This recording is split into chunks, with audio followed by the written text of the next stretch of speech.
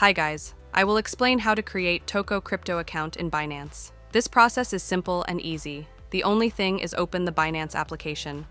Once it will be open, take a look on the left top, you can see a Binance icon. Click on it. And here, tap on the option More Services. And from these services, scroll down to the last. And here is the option of third-party account.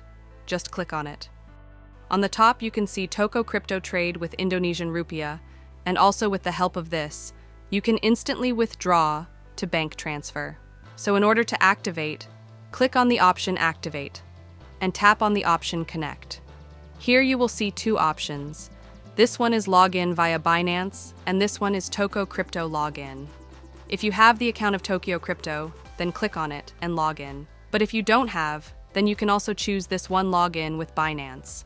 Like I want to log in via my Binance, so therefore I will click on it. And here enter the email address of your Binance.